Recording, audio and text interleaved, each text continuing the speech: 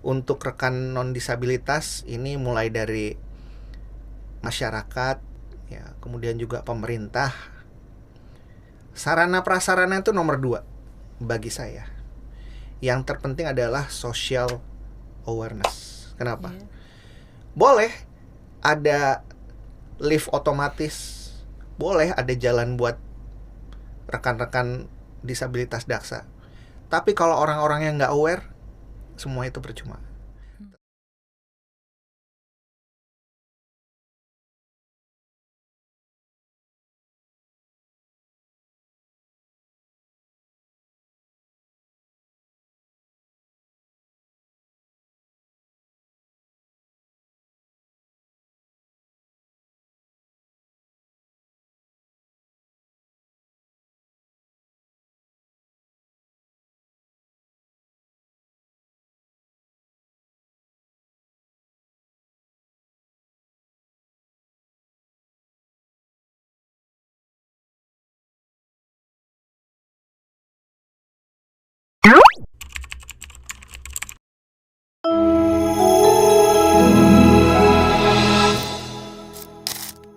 Assalamualaikum warahmatullahi wabarakatuh.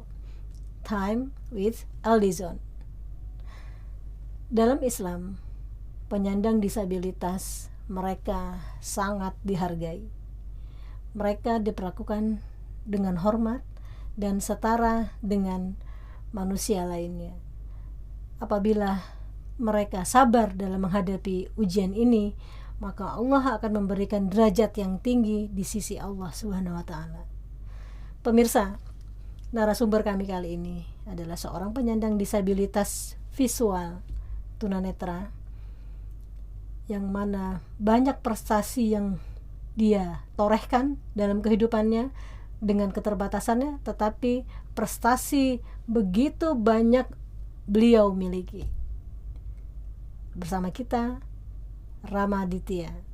Assalamualaikum warahmatullahi wabarakatuh. Waalaikumsalam warahmatullahi wabarakatuh. Alhamdulillah sehat ya Mas? Sehat, alhamdulillah. Alhamdulillah. Mas Rama, terima kasih sudah hadir di Aldizon ini ya Mas. Kegiatan apa nih Mas sekarang ini? Saat ini kebetulan saya seorang pendidik, jadi saya mengajar bahasa Inggris untuk siswa-siswi sekolah alam. Kemudian juga mengajar bahasa Indonesia untuk WNA yang kebetulan mengajar di sekolah khusus untuk disabilitas, dan aktivitas yang lain. Saya narasumber juga trainer ya, biasanya itu mengisi acara motivasi di sekolah ya, perusahaan atau di kampus. Saat ini juga berprofesi sebagai penulis. Alhamdulillah sudah terbit 18 buku dan sedang mengerjakan buku yang ke-19. Nambah lagi boleh ya? Boleh. Alhamdulillah saat ini juga sebagai konten kreator. Jadi saya banyak membuat konten-konten edukatif, utamanya ini di YouTube, Instagram, Facebook, juga di TikTok gitu. Dengan kegiatan luar biasa nih Mas Rama. Tentunya pastinya bukan menjadi halangan ya Mas ya, dengan terbukti banyak sekali kegiatan ataupun hal-hal yang dilakukan untuk masyarakat luas ya nggak Mas? Betul. Nah, sebagai seorang yang mengalami kekurangan visual, sepertinya tidak ada hambatan bagi Mas Rama nih untuk berkreasi, ya nggak? Betul. Nah, ini sebagai seorang yang mempunyai keterbatasan ini, tentunya mempunyai motivasi ya nggak untuk diri sendiri. Nah, Mas Rama sendiri motivasi apa nih yang bisa untuk membangun terus berkarya nih? Motivasi pertama tentu datang karena karunia dari Allah Subhanahu wa taala, yang saya meyakini Allah itu menciptakan makhluknya itu tidak ada cacat celah. Jadi dalam hal ini, kondisi saya ini sebenarnya bukan cacat ya, seperti orang biasa zaman dulu itu bilang gitu. Tetapi ini adalah memang fitrahnya saya begini nih gitu loh. Ciri khas saya seorang Rama Aditya ini ya seperti ini gitu ya. Kemudian yang kedua, motivasi adalah datang dari kedua orang tua saya, ibu dan juga bapak. Karena siapa sih yang nggak mau punya anak yang secara fisik itu berfungsi secara utuh gitu ya, tetapi memang Allah sudah qadarullah sudah Mentakdirkan, seperti ya. ini ya. Tapi mereka tidak berkeberatan gitu ya.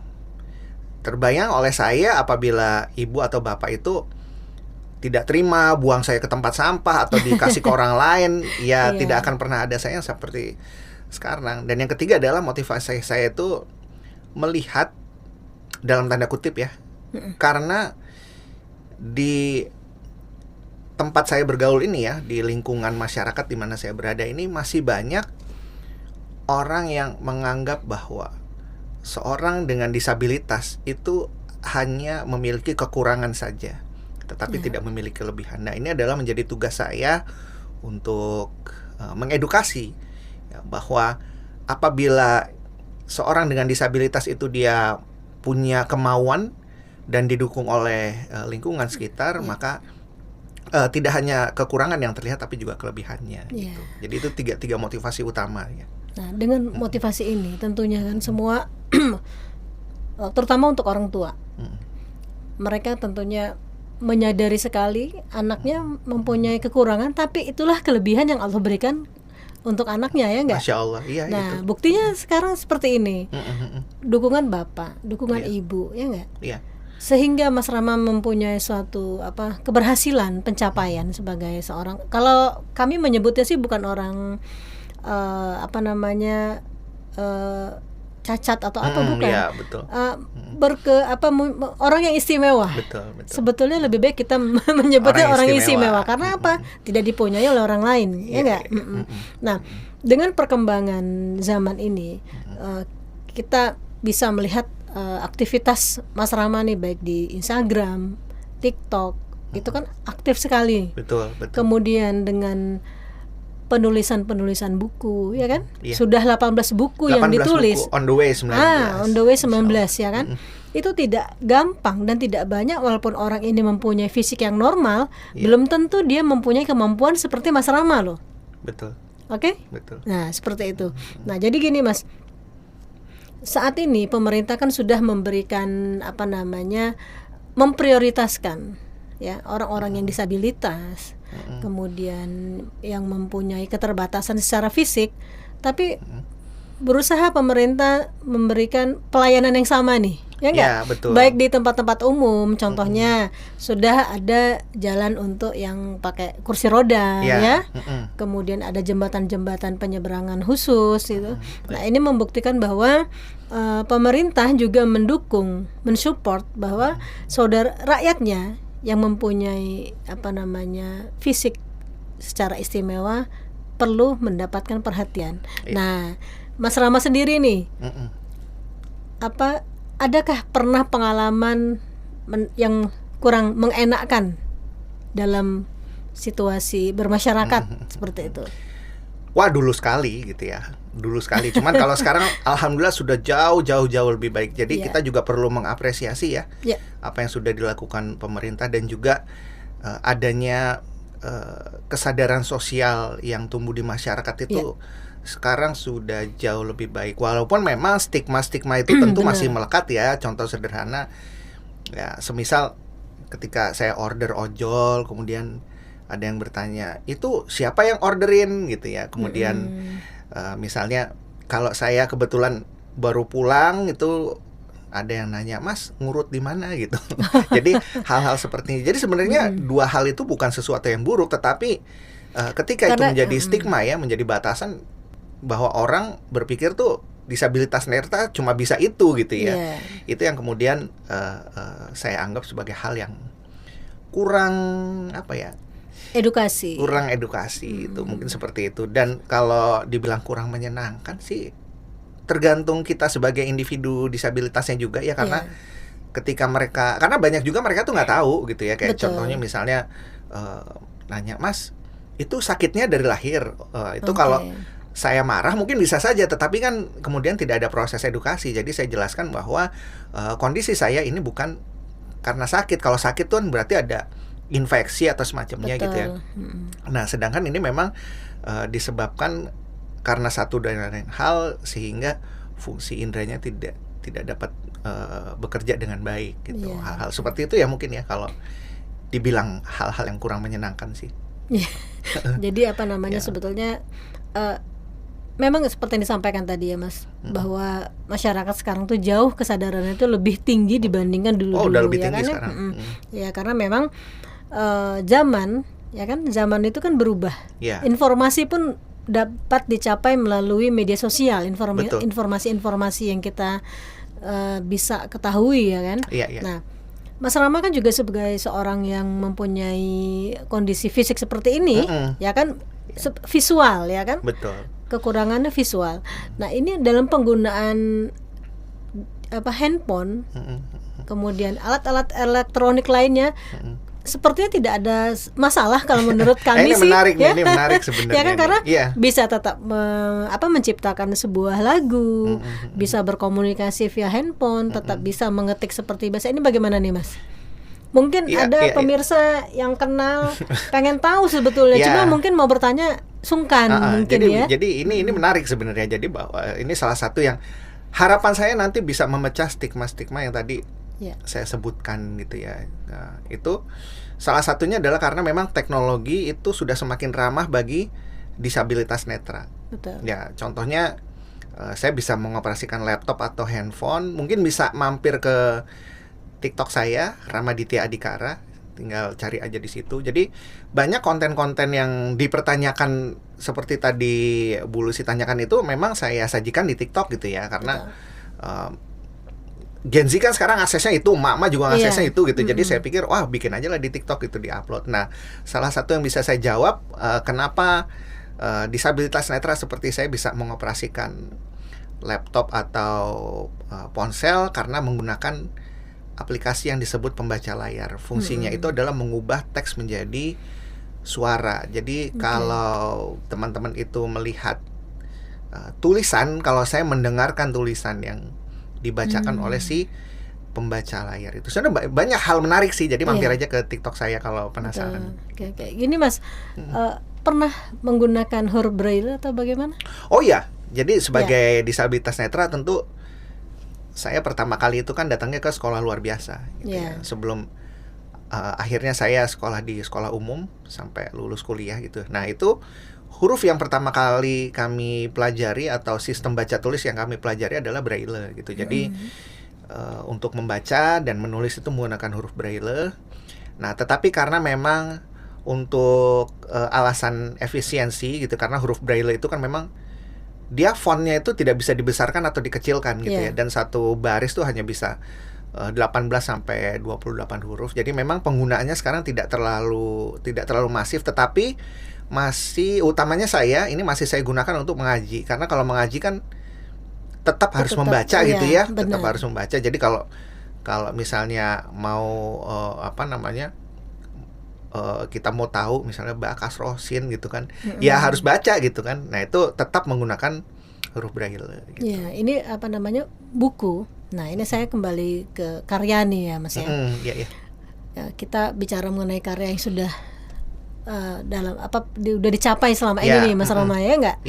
Ini untuk memberikan contoh bahwa stigma kepada orang yang mempunyai kebutuhan istimewa ya.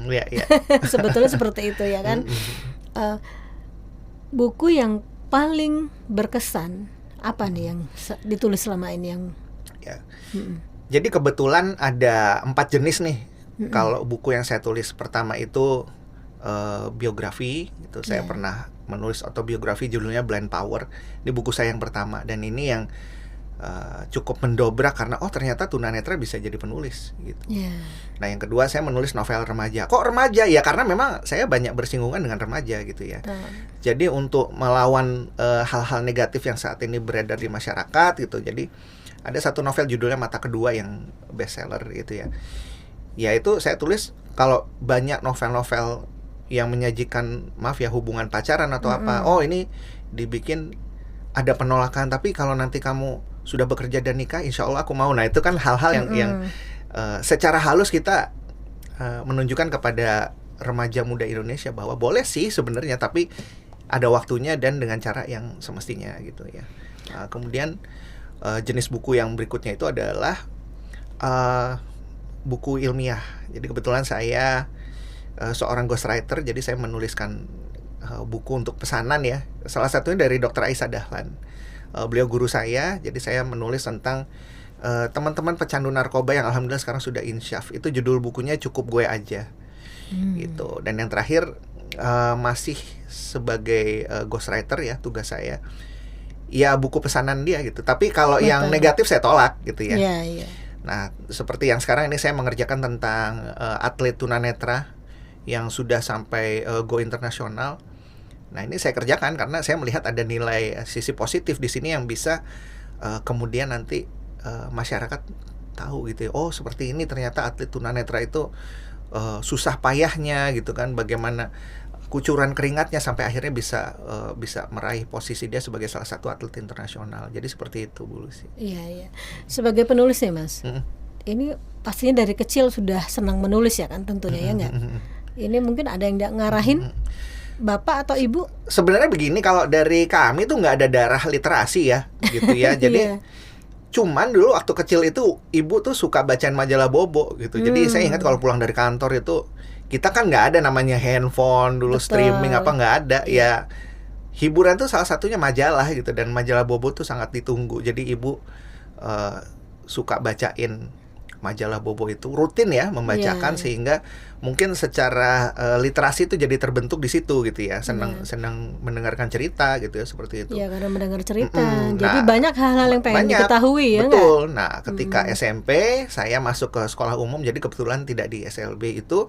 Ya seperti remaja lain, kita punya perasaan suka terhadap lawan jenis, kemudian bergaul dengan banyak temen gitu. Nah, kalau zaman dulu populer yang namanya buku harian atau diary gitu. Nah, itu saya ikut-ikutan kayak yang lain gitu, nulis diary gitu kan. Nah, mungkin dari dua hal ini ya, berangkat dari sana, kemudian saya terpikir bahwa oh ternyata dunia juga perlu tahu nih kehidupan disabilitas netra itu seperti apa gitu loh. Sampai akhirnya ya udah, saya pertamanya dari website. Jadi saya dibantu oleh teman itu punya website pribadi. Nah, kemudian dari website itulah buku pertama saya kemudian meluncur, yaitu Blind Power gitu. Ini tentunya mempunyai komunitas tersendiri ya Mas ya. Iya. Ini gimana nih dengan teman-teman komunitas, apa yang sudah dilakukan sehingga bisa saling memotivasi? Iya. Jadi mungkin banyak yang belum mengenal atau belum mengetahui, sekarang penulis tunanetra udah banyak banget gitu, dan mereka yang berkecimpung di bidang literasi, baik itu sebagai penulis atau pembaca puisi itu sudah banyak. Jadi grup-grup kepenulisan untuk rekan disabilitas netra itu pun sudah cukup banyak. Jadi kami tidak hanya bergaul sesama disabilitas netra juga, tapi menimba ilmu dari rekan-rekan yang non disabilitas netra. Jadi kayak saya pernah dibimbing sama salah seorang dari detik.com ya, namanya Pak Doni BU. Halo Pak Doni. Nah, kemudian juga pernah dibimbing sama Mbak Dewi Lestari, Mbak Asma Nadia. Jadi itu penulis-penulis yang luar biasa gitu ya. Jadi dari mereka kemudian ilmunya itu saya turunkan ke teman-teman yang kebetulan disabilitas netra tapi juga mulai tertarik di dunia literasi. Jadi perlu diketahui juga bahwa I'm not the only one, bukan cuma saya yang penulis disabilitas netra, tapi rekan-rekan yang lain udah banyak gitu, sudah mulai banyak. Ya karena kan memang literasi juga sekarang sudah cukup mudah untuk bagi disabilitas ya. Kemudian mau tunanetra atau secara fisik lainnya ya kan banyak hal-hal yang sudah mendapat kemudahan-kemudahan ya. Nah, ini gini Mas. Dalam kehidupan sehari-hari tentunya kan kita kan bersosialisasi ya enggak? Pernah tidak mengalami hal-hal yang kurang menyenangkan? Oh iya. Kan sampai nggak inget deh. Pokoknya contoh sederhana seperti misalnya kita mau sholat aja gitu ya, tapi di masjid umum tuh nggak ada yang nuntun gitu ya. Tapi ini yang saya ceritakan udah zaman dahulu kala yang nggak ada yang nuntun gitu kan. Terus kita mau ke bank itu ditolak gitu. Maksudnya ya kayak lo orang buta mau ngapain gitu ke bank gitu kan, opininya begitu ya gitu kan. Terus cari pasangan hidup juga begitu gitu istilahnya. Ya yang melek aja susah apalagi yang kayak gitu kan, masih kan begitu ya. Nah, belum itu tahu nih pemirsa, belum tahu nih ya. Kemudian kena rundung di jejaring sosial ya udah pernah Iya. ngalamin. Cuman saya merasa sebenarnya begini, ketika kena rundung di jejaring sosial artinya Itu perhatian kehidupan, loh. iya perhatian itu tuh cinta yang cinta yang diungkapkan dengan cara orang yang banyak kepada kita, ya nggak? betul gitu. Jadi saya menyikapinya udahlah ini panen pahala. Gitu. Betul ya. Jadi apa namanya, kehidupan tetap normal seperti Normal. biasa ya kan. Iya. Mas Rama sudah mempunyai keluarga nih pemirsa Ya, ya. alhamdulillah. Boleh berapa putra? Saya kebetulan ada 2 putra. Nah, tidak lebih yang normal pun nggak kalah loh. Nggak kalah, Nggak. bibit unggul. Seperti itu. Iya. Ya, Mas Rama, dalam pencapaian selama ini ya kan tentunya mengalami pasang surut ya Iya, nggak? betul. Sebagai seorang disabilitas. Nah, tapi saya melihat dari sisi yang lain, banyak Iya. prestasi yang sudah diraih ya kan, sebagai konten kreator, sebagai seorang motivator ya Iya, kan, iya. sebagai ghostwriter ya kan. Nah, ini tentunya pencapaian ini belum tentu juga orang yang normal mampu untuk seperti Mas Rama seperti Iya. ini.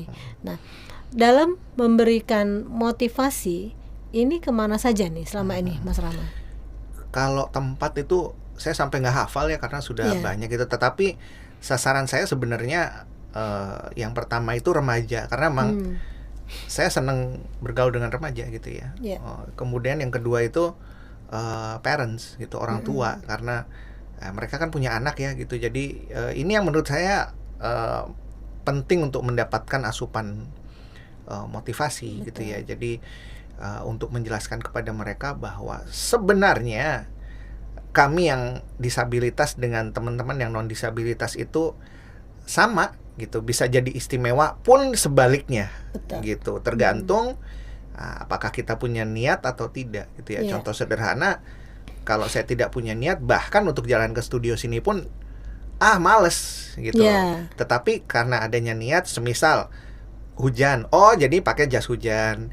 Jalan sendiri misalnya tidak ada yang antar, berarti harus pakai tongkat. Jadi niat itulah atau kemauan itulah yang kemudian menumbuhkan ikhtiar-ikhtiar yang mana kalau Yang dibarengi lainnya dengan jadi timbul, itu ya dibarengi kan? dengan doa itu insya Allah Betul. powerful gitu. Ya, ini kan kemauan ini perlu sekali Iya, di betul. setiap individu, manusia, makhluk hidup tentunya harus mempunyai kemauan, ya kan? Iya. Ditimbulkan diri sendiri, ya enggak? Betul. Orang lain menyuruh-nyuruh misalkan, ayo Iya. cepat segera Iya. gitu kan. Tapi dari dirinya si individu ini tidak juga, berarti kan Ya, ya nggak susah, jalan. nggak jalan ya kan. Betul. Nah, ini dengan kemauan yang sangat luar biasa ini, Betul, Mas betul. Rama ya. Iya. Kemudian sehingga pencapaian banyak yang diperoleh prestasi ya kan. Iya, Nah, ini yang paling menurut Mas Rama sendiri memberi kesan yang paling mendalam di bidang apa nih? Iya. Sebenarnya semua bidang itu berkesan buat saya. Iya. Baik itu dalam ranah akademik maupun itu dalam ranah literasi atau dunia kreatif ya, itu Iya. semuanya berkesan. Justru yang berkesan itu adalah apa yang menopang kemauan itu supaya timbul. Betul. Gitu. Karena orang suka nanya, ya niat sih niat Mas, mau sih mau, cuman untungnya buat saya apa, kan biasanya begitu ya. Iya, betul. Gitu. Terus mungkin ada juga yang bilang prestasi sebanyak gitu ntar juga meninggal jadi tanah juga gitu, buat apa gitu kan. Nah kemudian ini yang akhirnya menjadikan sebuah kesan buat saya adalah bahwa kemauan saya, motivasi saya itu didukung atau ditopang oleh pernyataan Allah sendiri bahwa sebaik-baiknya seorang hamba itu adalah yang bermanfaat bagi orang lain. Yes. Jadi prestasi saya sesungguhnya hanya sekadar prestasi. Betul, ketika saya meninggal nanti jadi tanah juga dan itu akan hilang gitu ya, tidak akan. Ya. Tetapi apa yang saya lakukan sebagai seorang penulis, apa yang saya lakukan sebagai seorang konten kreator, saya berusaha semua itu bisa menjadi manfaat untuk orang lain. Itu yang kemudian mendorong saya untuk Berbuat ya. berbuat sampai sekarang, Iya. gitu. Karena kalau saya mendengarkan apa kata orang yang bilang bahwa iya kalau prestasi pun nanti kalau jadi tanah, iya betul kemauan saya, ya udahlah, ya buat Iya. apa toh kita diam aja insya Allah meninggal, Iya. kita bergerak juga meninggal juga. Betul. Gitu loh. Tetapi Ya. ya itu tadi manfaat itu. Ya, Gitu sebagai loh. manusia kan kita harus mempunyai jejak ya Betul, kan yang betul, ditinggalkan. betul. Tentunya jejak kebaikan ya kan. Iya. Ya itulah kan menjadi amal jariah kita ya nggak Betul, Mas? betul, Mungkin itu. karena faktor inilah yang Allah sudah diberikan kemudahan oleh Allah Iya. bermanfaat untuk orang lain, itu akan menjadi amal jariah kita ya Betul, kan. betul. Nah jadi sangat luar biasa dengan kemauan yang keras ini Mas Rama, dengan keterbatasan ya. Tapi saya melihat ini bukan kekurangan yang tidak ada masalah bagi kita yang melihat ya. Karena buktinya tetap bisa seperti biasa, kehidupan normal biasa ya, hanya secara visual saja yang mengalami kekurangan. Alhamdulillah mendapat dukungan orang-orang yang sekitar ya kan. Alhamdulillah. Ya kan seperti itu. Nih Mas Rama, saya lihat banyak sekali prestasi, terutama ada juga di bidang musik nih. Itu tahun berapa ya kalau nggak salah saya lihat mendapat penghargaan ya. Betul. Ya sebenarnya penghargaan ini untuk secara universal ya. Jadi saya pernah mendapatkan penghargaan dari Kick Andy ya, Kick Andy Heroes. Jadi tidak hanya musik saja, tetapi juga literasi dan juga di bidang akademik ya. Gitu. Dan selebihnya itu wah nggak inget lah pokoknya. Masya Allah itu Allah sudah memberikan ya. Tapi balik lagi tadi ya, bahwa penghargaan hanya sekadar penghargaan gitu ya, karena secara duniawi ya kan? Karena someday somewhere orang nggak akan ingat lagi itu penghargaan apa, tetapi itulah yang akan diingat oleh diri sendiri. Jadi ketika penyemangat ketika ya kan? kita misalnya kan begini, wah Mas dulu kan penulis yang bestseller, sekarang kok jadi begini ya, misalnya udah tua gini nggak ini apa-apa gitu. Nah yang bisa saya jawab ya manfaat dari yang udah saya lakukan kemarin-kemarin gitu ya. Ketika semisal ada orang yang dulunya putus asa kemudian baca buku saya, kemudian sekarang jadi semangat, punya keluarga, punya anak, itu kan yang nggak bisa dilihat orang. Betul. Gitu. Itu yang sebenarnya prestasi buat saya. Iya. Gitu. Kita kan prestasi itu kan tidak hanya harus dilihat oleh orang banyak. Ya betul. Kemudian mendapat tepuk tangan yang meriah itu. Dan bukan saya itu, juga ya tidak kan? tinggal di rumah gedongan ya, tinggal saya ngekos gitu kan istilahnya ya, maksudnya ya hidup biasa aja gitu. Tetapi itu tadi manfaat itulah yang sebagai seperti manusia. Ya contohnya podcast inilah gitu ya. Bagi saya prestasinya bukan dari diundang podcastnya, tapi ketika podcast itu kemudian insya Allah nanti membawa manfaat buat yang nonton atau yang dengerin, itulah prestasi menurut saya. Betul ya, inilah. Jadi dalam kehidupan ini kita menjadi orang yang bermanfaat, ya kan? Betul. Itu tujuan hidup kita kan itu, meninggalkan jejak kebaikan, ya kan? Kita maunya seperti itu ya nggak Mas? Nah, prestasi yang sudah diraih selama ini ya kan, tentunya kan semuanya mengalami proses. Betul. Bagaimana ayah dan ibu tidak lelah untuk membimbing ya kan? Bapak ya, almarhum dan juga ibu dan ibu ya. Ya ini kedua orang tua inilah yang tidak berhenti untuk membimbing anaknya, mengarahkan, mendoakan tentunya ya kan Mas. Bahkan sampai sore ini ibu masih nganterin saya ke sini. Iya. Ya, sudah sebesar ini ya, sudah sebesar ini ibu masih mengantar. Masya Allah.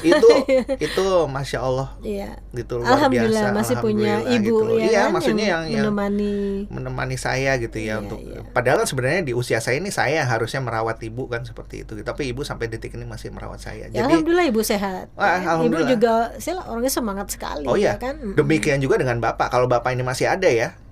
Mungkin yang ada di podcast ini Bapak daripada saya gitu, karena Bapak itu yang tahu persis itu di medan tempur itu bagaimana ngurusin Bapak. Saya bukannya ibu nggak ngurusin, tetapi memang yang ibu ini kan di belakang layar.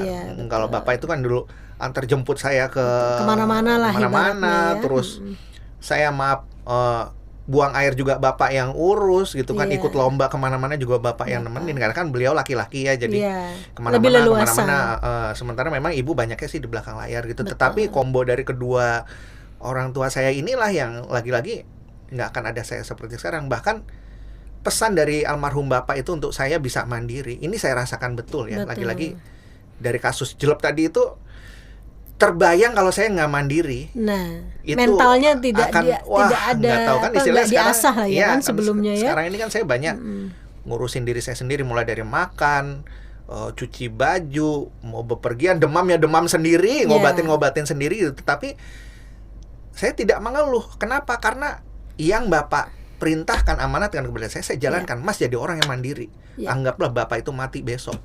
Dan ini saya merasakan. Jadi istilahnya gini, ketika memang tetap berat, tapi ketika saya demam, ngobatin diri sendiri, ya bisa tuh.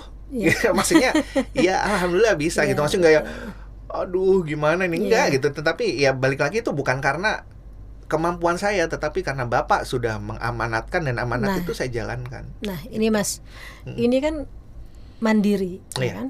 Suatu kalimat yang memang diperlukan oleh setiap orang, ya. Terutama generasi sekarang nih, Betul, mandiri, betul. ya kan? Mas Rama kan dapat mempunyai kemandirian ini timbul karena ada arahan dan bimbingan dari orang tua.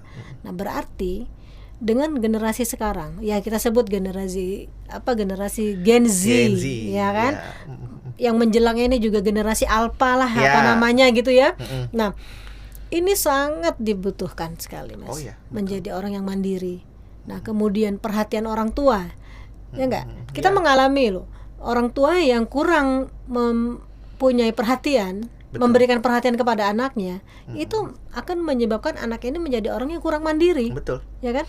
Nah, ini saya dengan bimbingan dari orang tuanya Mas Rama, ya, Bapak Ibu, dengan keterbatasan fisik, ya kan, sehingga anaknya ketika diuji tetap kuat, Ya, alhamdulillah. struggle, ya enggak, tetap kuat dalam baik fisik mental, ya enggak, sudah teruji.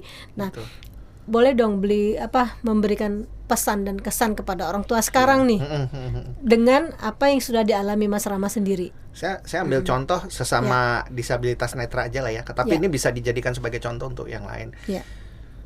Kalau seorang disabilitas netra seperti saya ini tidak diperhatikan, seperti tadi saya bilang off air ya, nggak akan jadi apa-apa gitu, nggak akan jadi orang yang disebut istimewa tadi, nggak, atau malah berlebih nih. Jadi sebenarnya dia bisa ngambil sendiri nih, teh diambilin, ya kan, bisa ngambil minum sendiri di sini sebenarnya diambilin, mau jalan ke pintu dituntun terus gitu. Ini juga akan kemudian tidak menjadi orang yang lemah, malah ya. Betul, seperti itu. Jadi dulu saya disuruh nyapu ya nyapu, disuruh ngepel ya ngepel. Artinya adalah bahwa mandiri itu sesimpel itu, kita bisa katakan bahwa apa yang bisa kita kerjakan sendiri, gitu. Itu mandiri. Walaupun memang nanti akan lebih luas ya, mandiri secara finansial, ya kan, seperti itu. Tetapi yang bisa ditekankan kepada orang tua Gen Z ini sebenarnya begini, kita bisa mengadopsi bagaimana orang tua Muslim di zaman dulu itu kan seperti itu ya. Jadi anaknya itu tidak dimanjakan dalam arti semua mau dipenuhi, semua mau dibantu, tetapi secara materi ya. Tapi apa yang bisa ya seperti itu anak-anaknya Luqman, anak-anaknya Nabi Muhammad itu kan betapa mandirinya mereka gitu loh. Itu yang kemudian menjadi contoh ya, apalagi untuk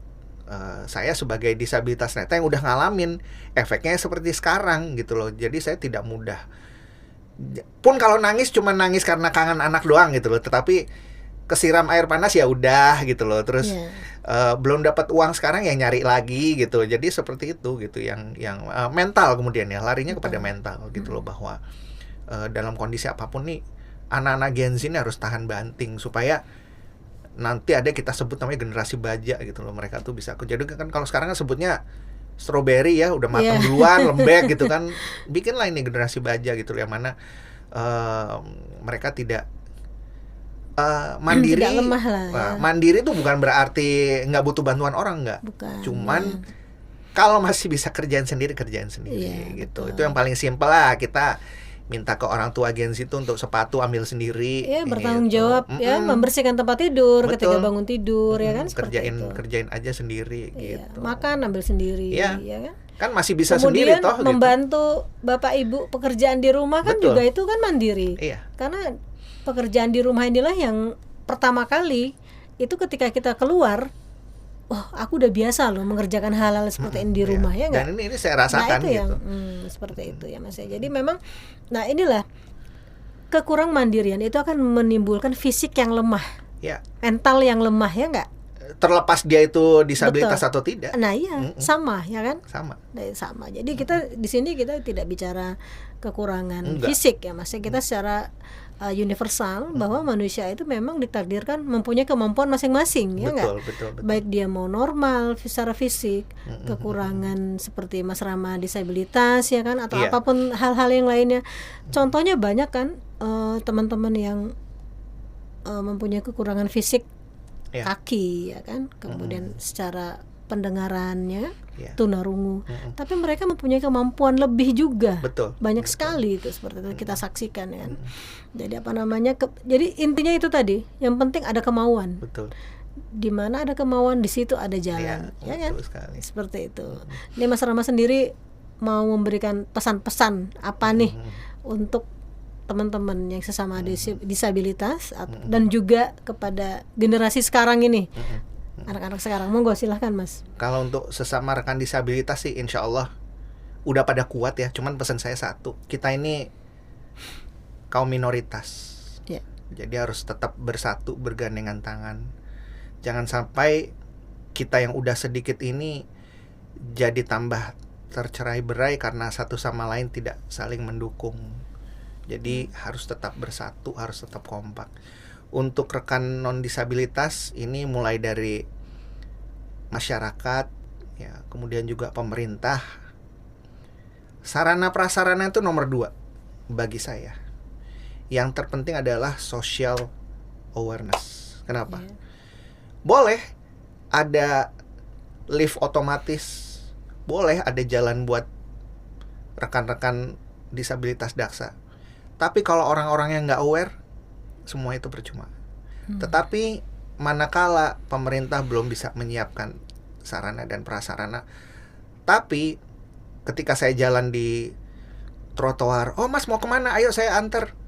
Ketika saya nyasar, ayo Mas saya anterin. Ini nomor 1. Nah kalau sudah, baru kita bangun sarana dan prasarana. Walaupun memang alhamdulillah sekarang ini dua-duanya sudah jauh lebih baik ya. Kayak misalnya saya bepergian dengan Transjakarta, dengan KRL, MRT, LRT sudah nggak ada masalah. 95% itu saya bilang nggak ada masalah. Nah tetapi yang utama adalah bahwa kesadaran sosial yang perlu ditingkatkan adalah karena saya disabilitas netra, artinya melihat melihat lebih luas bahwa oh disabilitas netra tuh nggak cuma berkecimpung di bidang kesehatan saja atau hiburan saja, tetapi sudah mulai merambah ke ranah akademis, mulai ke ranah kreatif ya, kayak konten kreator segala macam itu. Jadi harapannya pemerintah, pelaku usaha, kemudian juga teman-teman di sekolah atau di kampus ini lebih membuka ruang luas yang lagi, lebih luas ya, untuk ruang yang kami luas, itu kesempatan ya, baik untuk ikut serta sebagai peserta maupun juga sebagai pendidik atau juga sebagai pekerja gitu. Betul. Itu harapan saya. Jadi apa namanya, berharap diperlakukan dengan hal yang sama. Betul, seperti betul. itu ya, kesempatan yang sama dalam bidang Ya. pekerjaan ya nggak? Itu kan Betul. sebetulnya yang diharapkan oleh teman-teman ini ya nggak, semuanya ya Mas Rama ya. Betul. Kemudian sebagai ASN juga dong, Oh ya ya, nggak? yang jadi PNS sudah banyak sekarang Banyak, nih iya. gitu. Nah ini alhamdulillah ini pemerintah kan juga memikirkan, sebetulnya memikirkan, Iya. cuma mungkin momennya belum nih Mas. Mungkin momennya belum gongnya, banyak ya kan. karena peraturan Tapi ini sepertinya perlahan-lahan sudah tampak. hanya sudah memang tampak. yang perlu digarisbawahi nih, peraturan ini datang ketika orang-orang seperti saya yang kreatif ini udah terlanjur tua. Jadi untuk soal umur Kesempatannya udah tolonglah gitu. Kami masih Iya. otaknya masih pada muter kok gitu. Ini Betul. gimana nih gitu loh untuk kami bisa diakomodir gitu ya. Kayak seperti podcast ini aja kan ngomongnya lancar gitu kan, berarti mungkin jadi jubir presiden boleh nih. Oh, boleh banget ya. Itu dia. Staf sus ya nggak? Iya. Nah, jadi tetap berharap diberikan kesempatan yang Ya, sama ya, betul. sepertinya seperti itu harapan dari teman-teman disabilitas ya nggak. Betul. Nah, jadi gini Mas Rama, Ya. apa namanya, dengan apa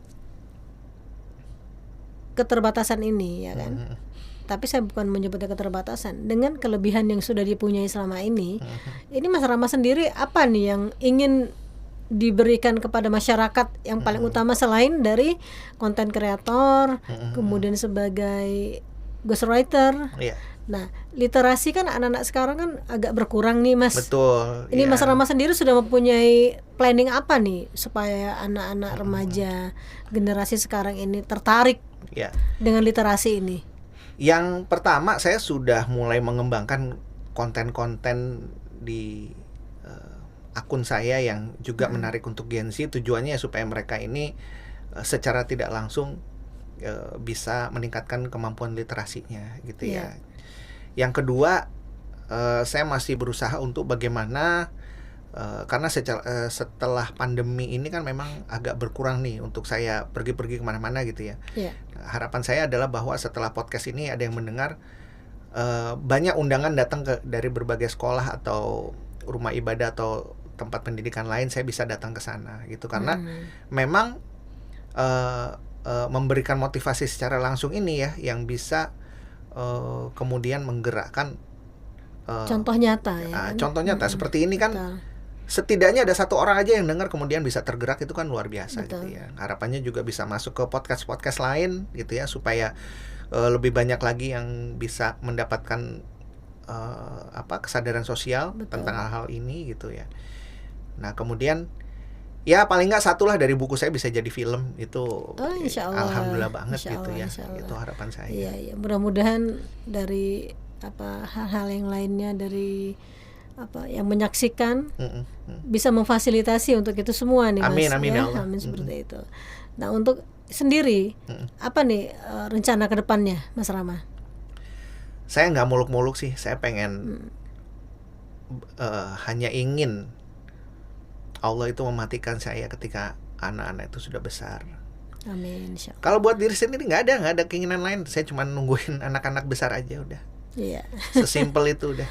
Iya, sederhana ya. Iya, sederhana. Iya, ya itulah memang secara harafiah seorang manusia ya kan ya. Nah, jadi gini Mas, ya bila anak-anak menonton ini semua ya. Pesan yang ingin disampaikan untuk buah hati? Sama seperti yang saya terima dari bapak ibu saya. Jadi anak yang soleh, ya, jadi anak yang mandiri, itu yang saya tekankan ya. Dan jadi anak yang berbakti kepada ayah bunda, nusa dan bangsanya gitu. Karena 3 poin ini sebenarnya menurut saya nih, ini perlu ya gitu. Karena pertama, anak soleh artinya adalah berjalannya itu di bawah tuntunan dari Allah Subhanahu Wa Taala. Ya, kemudian menjadi anak mandiri, walaupun memang ayah bundanya terpisah, ketika dewasa mereka harus tetap strong, harus tetap fight gitu ya, seperti itu. Yang ketiga, ketika anak-anak itu sudah besar nantinya, mereka memberikan hormat itu sama baik ke bundanya maupun ke ayahnya. Jadi tidak ada perbedaan. Yang namanya, ini bundanya begini, enggak deh, ayahnya enggak, atau sebaliknya gitu. Tetapi karena salah satu, lagi-lagi ya, setelah ilmu yang bermanfaat, amalan yang tidak putus itu kan anak-anak yang soleh, ya, doa dari anak yang soleh. Jadi itu saja sudah pesan dari saya gitu. Karena kalau nasihat lain insya Allah bundanya lah sudah kasih gitu ya. Gitu. Jadi yang tapi tetap perlu aja. Juga sih betul. Terkadang kita kan sebagai orang tua senantiasa ingin memberikan wejangan-wejangan banyak. Betul, karena betul. apa yang kita dapat itu inginnya anak ini juga langsung mendengarkan dari kita ya kan. Dan pesan saya tidak mau anak-anak ini, tuh fatherless. Itu dia ya, insya Allah diijabah. Saya yakin suatu hari nanti insya Allah akan memberikan rahasia yang tak terduga nih Mas Rama. Insya Allah ya. Ya insya Allah. Semua tergantung dari kita. Betul. Kemauan dari kita. Nah, saya lihat kan kemauan Mas Rama untuk meningkatkan segala sesuatu hari ke hari ya kan. Dengan pekerjaan yang sangat luar biasa, padat ya. Iya. Kemudian pekerjaan yang sangat bermanfaat untuk orang lain ini kan, bidang pendidikan. Betul. Ya kan semuanya insya Allah bermanfaat ini Mas. Sesuai dengan yang diinginkan, memberikan manfaat kepada orang lain ya kan. Nah, ada yang mau disampaikan untuk Bunda? Terima kasih banget sudah sampai sejauh ini tuh nemenin saya. Bestinya saya lah sekarang ini nih. Iya, betul. Ya, ibu itu bahkan kalau manggil ibu saya itu kan sambilnya eyang ya, karena membahasakan untuk anak-anak ya. Anak-anak. Tapi itu juga sebagai panggilan sayang, karena terkadang kan disingkat manggilnya. Ya kayak misalnya mau makan apa yang gitu. Gitu. Jadi untuk ibu saya terima kasih gitu, karena saya nggak bisa ngomong lebih banyak tentang ibu, kayak ngerasa nggak pantas kalau saya ngomong nggak sebanding lah gitu. Jadi cuma terima kasih. Tapi paling tidak kan kita ada harapan kepada ibu ya kan. Ya sehat selalu lah gitu. paling nggak sampai anak-anak kuliah tuh masih bisa menyaksikan ya cucu-cucunya ya tercinta artinya kan kalau ya. kuliah kan masih lama nih gitu, ya udah yang penting ibu sehat aja Sehat ya kan, umurnya berkah gitu. Aktivitasnya juga lebih baik ya. Ya baik Mas Rama, dengan bincang-bincang ini semoga apa yang disampaikan tadi menginspirasi bagi yang menonton. Sebetulnya banyak yang ingin disampaikan, yang ingin kita tanya-tanya lagi ya. Insya Allah mudah-mudahan lain kesempatan, lain waktu kita bisa bincang-bincang lagi nih Mas Rama dengan buku yang ke-19 ataupun ya ataupun dengan prestasi yang terbarunya ini nanti kita ya insya Allah gitu. Baik pemirsa, begitulah apa yang telah kita dengarkan bersama tadi bersama narasumber kami Rama Ditya, bagaimana seorang dengan keterbatasan fisik tidak mempunyai rasa minder, kemudian tetap bersemangat untuk memberikan prestasi diri, kemudian kemauan yang kuat untuk menjadi orang yang bermanfaat kepada orang lain. Ya, ini patut dicontoh untuk semua kalangan muda, anak-anak Gen Z, baik pun orang tua. Bagaimana tadi sudah disampaikan oleh Mas Rama tadi, bagaimana peran Bapak Ibunda beliau membimbing, mengarahkan sehingga Mas Rama menjadi orang yang kuat, yang struggle, mandiri seperti sekarang ini. Terima kasih. Assalamualaikum warahmatullahi wabarakatuh. Waalaikumsalam warahmatullahi wabarakatuh.